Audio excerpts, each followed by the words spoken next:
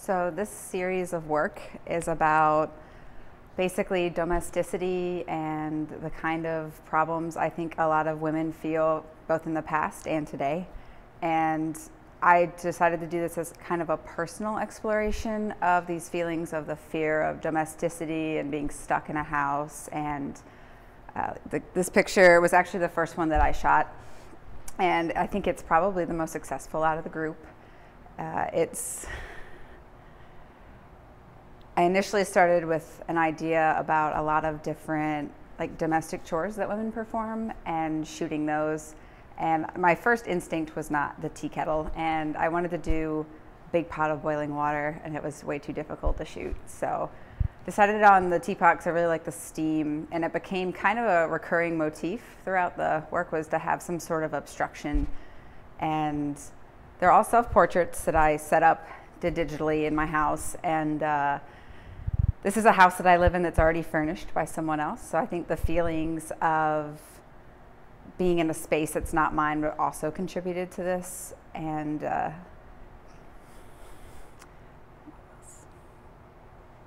then in all the work, my face is obscured in them because I wanted it to be able to apply to everybody.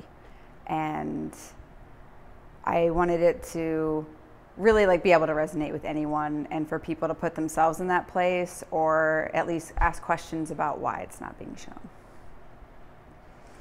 So this photo, it's actually one of the last ones that I took, and I took all of these photos over a 3-day period. And this one, I felt like the iron is the key piece to it, and that's what makes it the moodiest out of everything.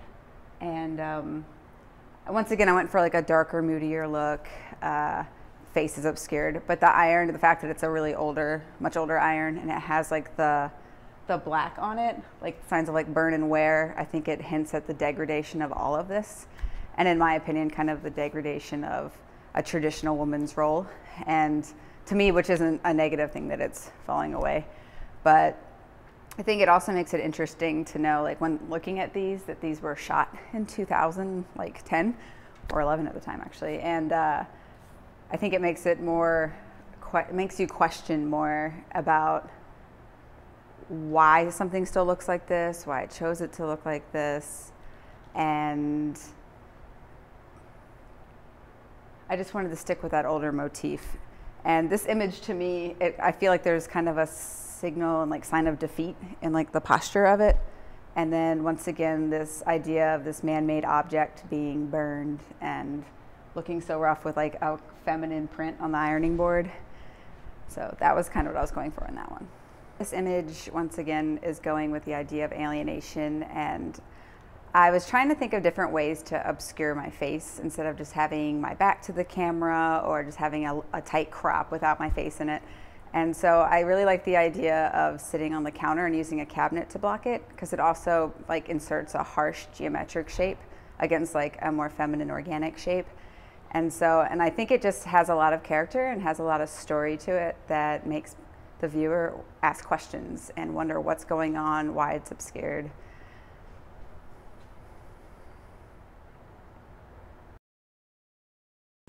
This one is one of my favorites, probably because of the colors that are in it. I feel like it's a little richer, and it still is a darker, heavier image, but to me the textures that are in it are really interesting. And I like the idea that for it to make sense, you have to have seen the rest of the work, or else you're not going to read right away that that's a dress. But since you've seen the checkered dress in every single shot, it ties it into it. And once again, we're just going for a very moody shot, and what's actually in focus is the foreground of the porch and the one little twig that's there. So it makes you question, once again, what's going on. So in this shot, it's actually the only one where you can see the face, but it's not in focus, and it's once again being obscured by a man-made object, which is the fence. And I wanted to include the leaf in there as well, because it shows the season, and it's usually a more dismal season, and it's broken and missing pieces in the leaves. And so you have a feeling this person's doing household chores, just not entirely sure, once again, why you're on the outside looking in. Once again, goes to the voyeuristic and alienated quality of the whole series. once again, the face is obscured in this, and all the condensation on the door is from the tea kettle in the first shot that I did, and I wanted to have a feeling of story and narrative to it, and so I tried to use those cohesive elements such as steam and hiding the face and the checkered dress.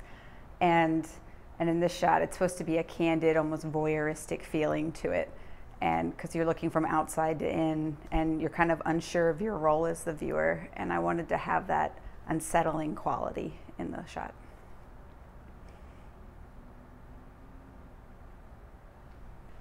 This image is actually the final image in the series.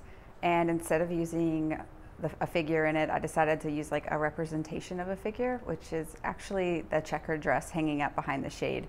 And for some people it has different meanings than others, and I wanted to leave it open-ended so you could kind of take a breath, or you would either continue to feel like the closed-in space, because to some it can read as this ominous dark force that's closing in, and to others it's like this idea of getting away, a break, because it's in a window.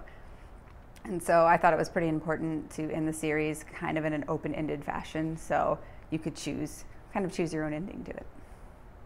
For more information about Caitlin Jinso's photographs, please contact her using the information on your screen. Thank you so much for being with us today to discuss your work. It was a pleasure. Thank you.